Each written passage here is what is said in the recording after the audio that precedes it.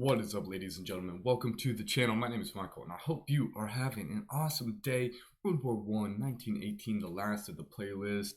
Super excited to check this out. It's been really awesome. All the comments and the feedback that you guys have given me. So much to learn in the world about history. There's just so much going on in the world historically. But anyways, I'm excited to check this out. Let me know what else I should react to in the comments below. Be sure to drop a like, and let's get into it. Every time the music gets me.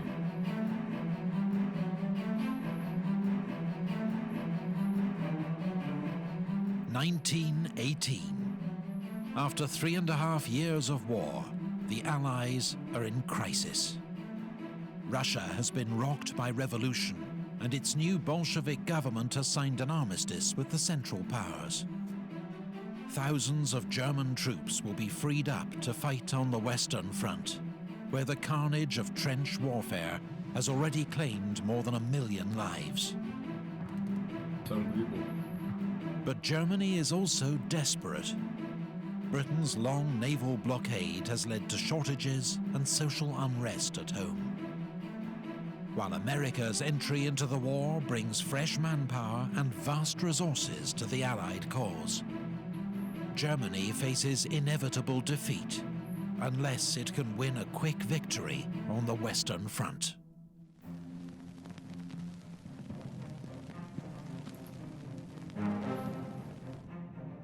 US President Wilson announces his 14 points.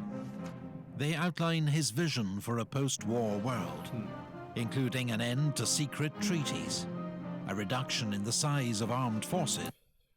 Wouldn't it be nice in the 14 points to not have secret treaties? It would be nice in theory, but I mean, just the reality of that is, it's difficult to do, to say the least. So, free navigation of the seas, no more economic barriers between nations, reduction in armed forces. Oof, that's a big one right there. That really does set the foundation for World War II. The partial settlement of colonial issues, German troops to withdraw from Russia, the restoration of Belgian independence, France to be liberated and to reclaim Alsace-Lorraine, Italy's frontiers to be adjusted. Self-determination for the people of the Austro-Hungarian Empire, and an international organization to settle future disputes. But most European leaders dismiss his ideas as wishful thinking. I mean, those 14 points really did set the foundation. We do see some of those being, the ones that were highlighted being instilled in the Treaty of Versailles, which sets the stage for basically World War II, with the reduction of armed forces, the fact that they have, Germany has to pay all these tariffs and all this. That really is a transition point. And, it's a nice refresher to remind that there was 14 points, that Woodrow Wilson had put in place to get into this war. Brest-Litovsk. Bolshevik Russia signs a peace treaty with the Central Powers. Russia gives up vast amounts of territory in exchange for peace. 500,000 German troops can now be redeployed from the east to the Western Front, where German General Erich Ludendorff plans an all-out, last-ditch offensive to win the war. Ludendorff's spring offensive catches the Allies off guard. German stormtroopers, using new infiltration tactics, help to overwhelm the British Fifth Army, which is soon in full retreat. The German advance threatens to split the British and French armies, with disastrous consequences. So French General Ferdinand Foch is appointed Supreme Commander of Allied forces to coordinate strategy. Outside Amiens, British and Australian troops improvise a defense and finally halt the German advance. The German offensive switches to the north, targeting the Channel ports. But the British inflict heavy losses on the Germans and prevent a breakthrough.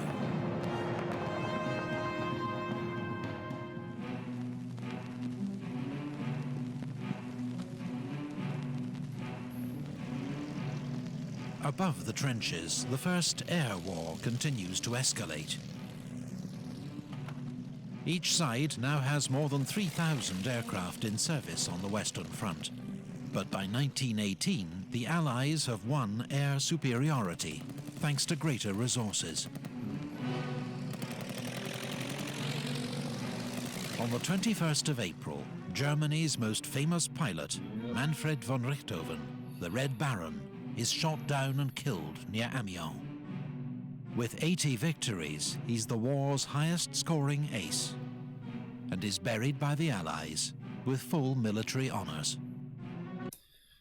Isn't that so cool right there? So I know a little bit about Manfred, not a whole bunch, but just like the tidbits I've learned about him, just very, very, like level-headed individual, very good at what he does. As we saw, he's like the #1 ace.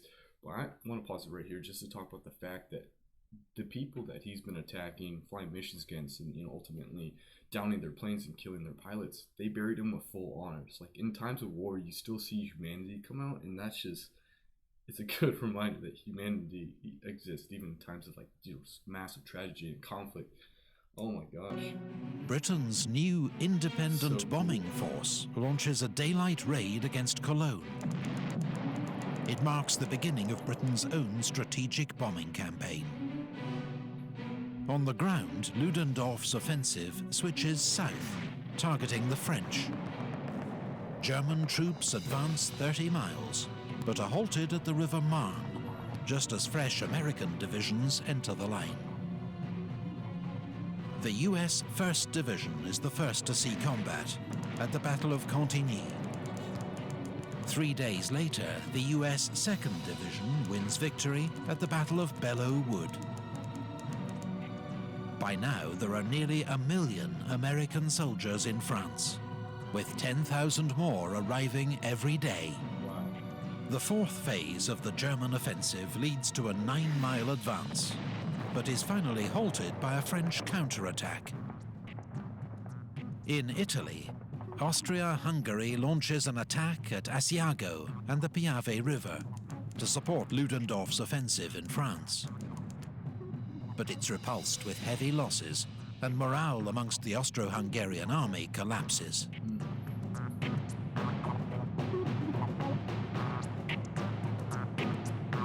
British and French troops land at Murmansk in northern Russia. It's the beginning of Allied intervention in Russia's civil war, on the side of so-called white or anti-Bolshevik forces. On the Western Front, the Germans' final attack is defeated in the Second Battle of the Marne.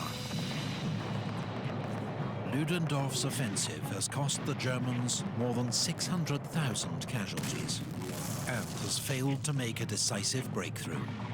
Germany's final gamble has failed.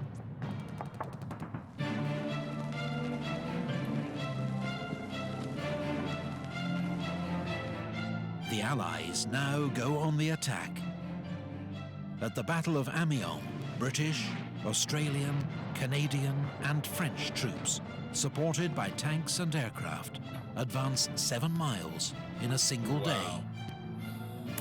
So one of the battles, I forget which battle, 1 million people lost their lives for 10 miles of land. And in a single day, the Allies have advanced 7 miles. That's just craziness. I mean, oh my. General Ludendorff calls the 8th of August the Black Day of the German army. German troops are exhausted, hungry and demoralized, and begin to surrender in their thousands. The Battle of Amiens begins the Allies' 100 Days offensive. Trench warfare is over. The Germans are in full retreat.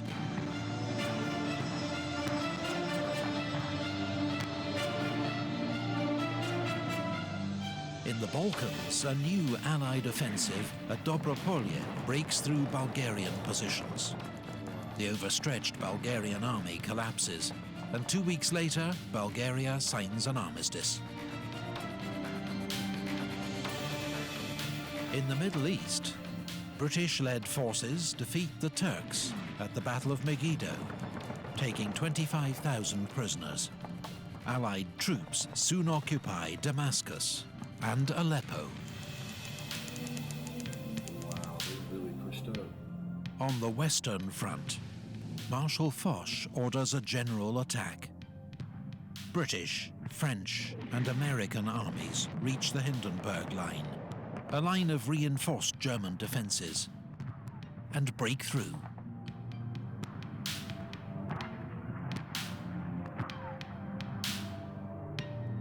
Ludendorff informs the Kaiser that the military situation is hopeless and that Germany must seek an armistice.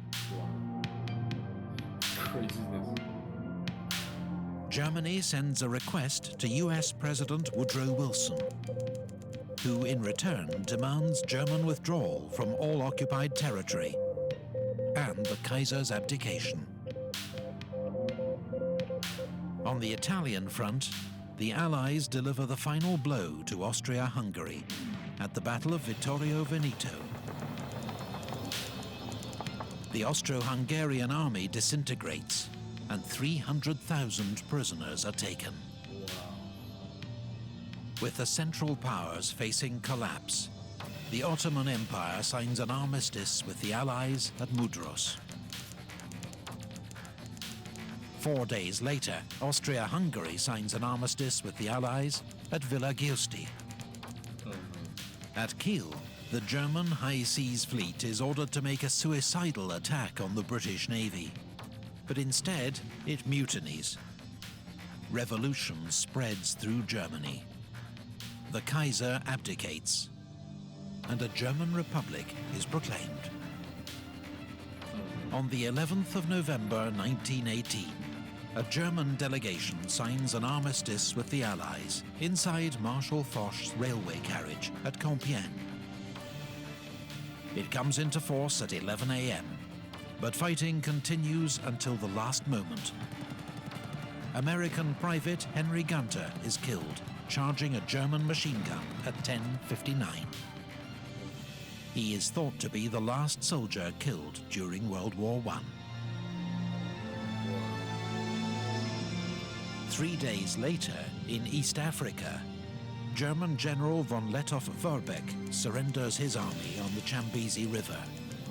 For 4 years, he has tied down huge numbers of Allied troops, remaining undefeated while cut off from home. He is still considered one of history's greatest guerrilla leaders.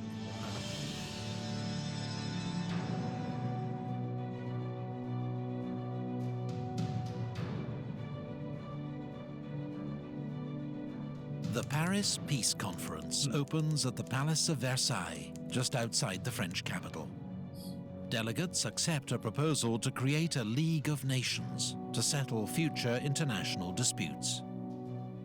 The Versailles Treaty, signed in June, imposes harsh terms on Germany. Its military is restricted in size. It must pay war reparations to the Allies. It loses territory to its neighbors, and its colonies are seized by the victors. Germany must also accept responsibility for the war in a war guilt clause, a source of lasting resentment in Germany.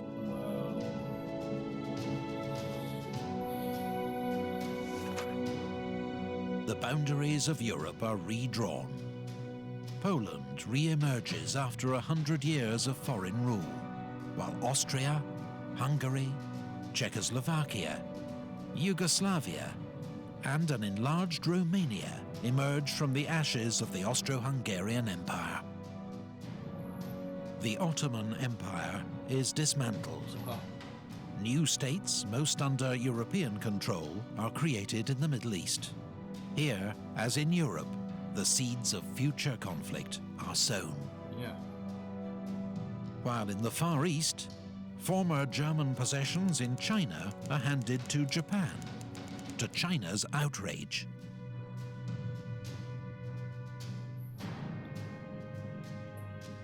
World War I claimed the lives of 9.5 million soldiers. 1 in 8 of those who fought. 21 million more were wounded. 7 million civilians also lost their lives. Huge areas of Europe were left devastated, Old empires vanished. New states were born. Lives across the world were transformed. The world was never the same again. No, it was not.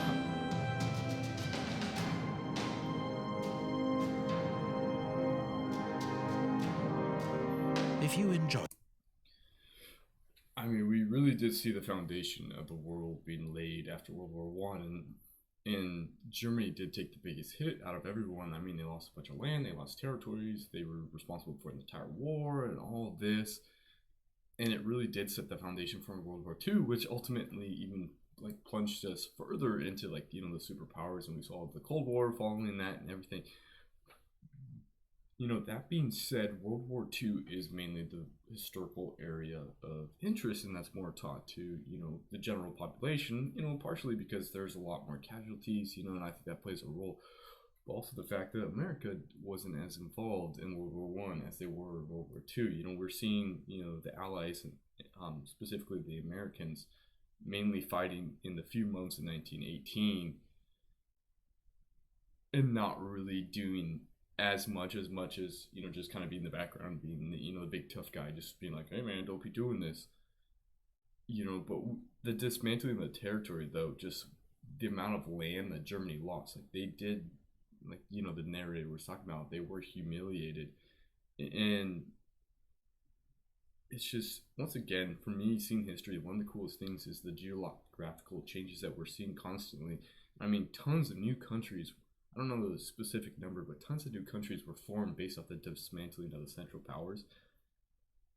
And it definitely has led to like conflicts that we see today, and further conflicts, especially in the Middle East, for, as one big one, that we're seeing the Cold War and all these different conflicts that had basically resulted because of this First World War that really did lay that foundation. But anyways, I hope you guys enjoyed this. I sure did. It's super awesome to learn more about history and get refreshers. There's just so much information to learn. So I enjoyed learning that. Be sure to subscribe, turn on those bell notifications, and as always, stay healthy, stay happy, and have a blessed day.